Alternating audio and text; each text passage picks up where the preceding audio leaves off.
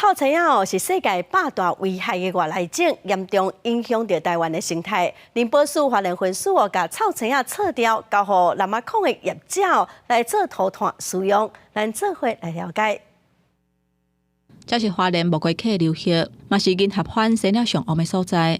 这银合欢生到离岛位，互当地原生的树丛受到影响。因为根据国家的政策，拢是烤起来了后就地掩埋，不过效果歹，还佫会产生二氧化碳。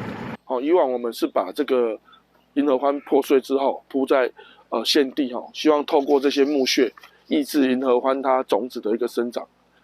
可是这个的效果并不是很好，而且这个破碎完的木片它裂解之后，它会变成二氧化碳再逸散到空气里面去。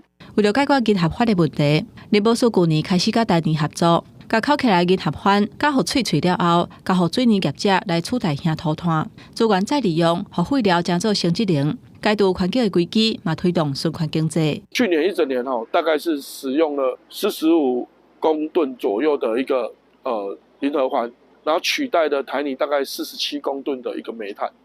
毕竟我们这边的水泥制成是需要靠那个燃煤，那我用这木屑来替代我的燃煤量，我的燃煤用量就会降低了。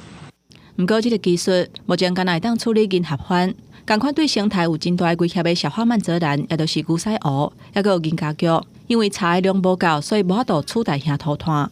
不过，目前会当处理银合欢取代燃料已经是重要的开始。未来敢是有法度会当处理全国全部的银合欢，也佫会评估。记者综合报道。